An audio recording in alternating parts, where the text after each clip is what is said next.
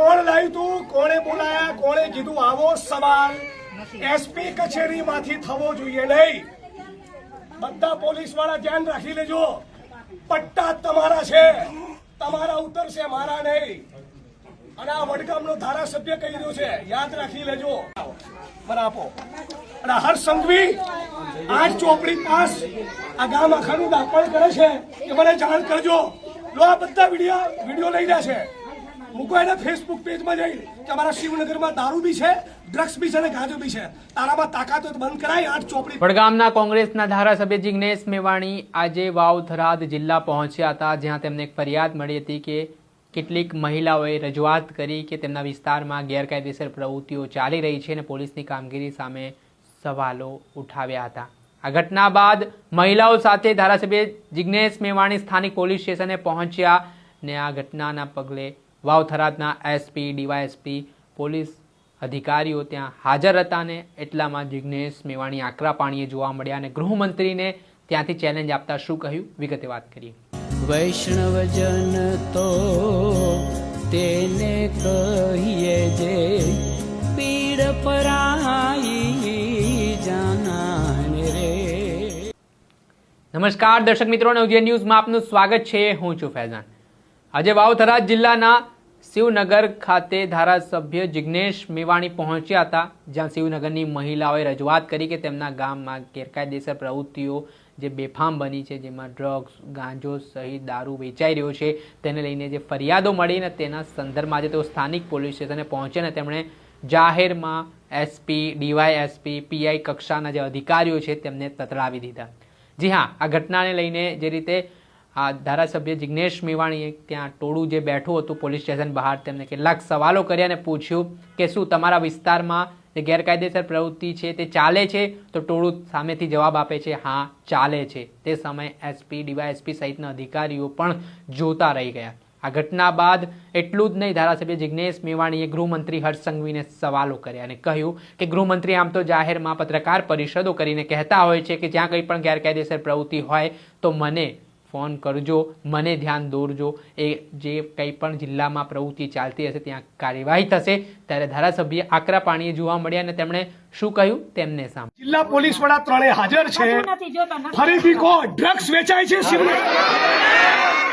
ગાંજો વેચાય છે, દારૂ વેચાય છે, પોલીસ આમાંથી કમાય છે, પોલીસના વહીવટદારો છે। આ પરિસ્થિતિ છે। મારે ફરી આવો સૂત્રોચ્ચાર ના કરવો પડે એવી તમે પાકી બાંહેધરી આપો।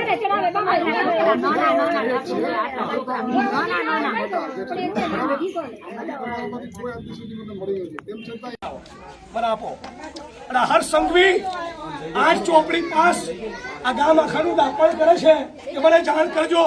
લો આ બધા વિડીયો લઈ રહ્યા છે, મૂકો એના ફેસબુક પેજમાં જઈ કે અમારા શિવનગરમાં દારૂ બી છે, ડ્રગ્સ બી છે અને ગાંજો બી છે, તારામાં તાકાત હોય તો બંધ કરાય। આજ ચોપડી પાસ પંજાબ જેવી હાલત થવાની શિવનગરની, જો આ લોકો કડક કાર્યવાહી નહીં કરે ને ડ્રગ્સ આપણે ભાઈ આપણે સાંભળો, આપણે જિલ્લા પોલીસ વડા જોડેથી એક મિનિટ આપણે જિલ્લા પોલીસ વડા જોડેથી શું ખાતરી જોઈએ તમે મને કહો, હું નહીં બોલું, તમે કહો।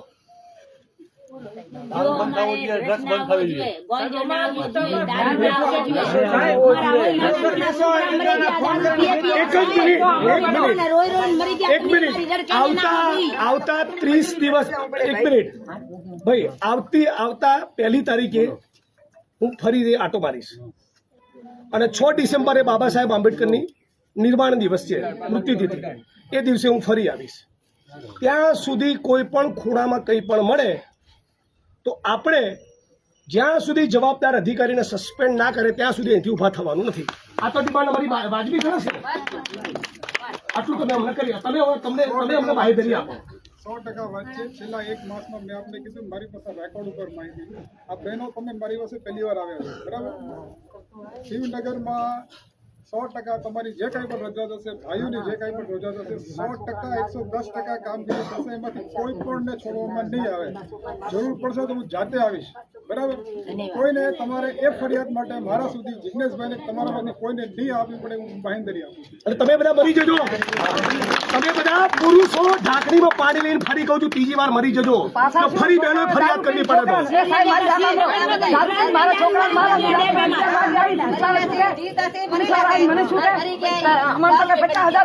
તમારો છોકરો શું કરશે? તમારે 50,000 રૂપિયા અમારા છોકરાને મારો ભાઈ ભાંગો, મારો ફોન ભાંગો. હું અહીં આવી રાતના 1 વાગ્યા સુધી બેઠી. મારા છોકરાને મારો, હું વિધવા બેન છું, મારા છોકરાને મારી નાખો.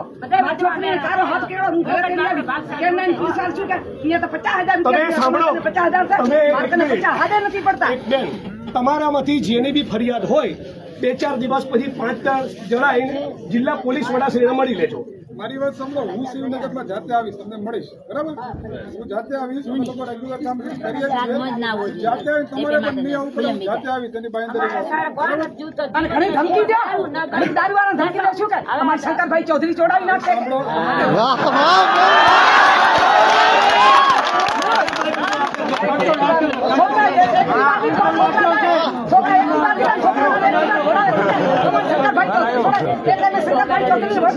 છોકરા મારવા ચડાવે. નીચે આપણે ગુજરાતની વાત કરીએ.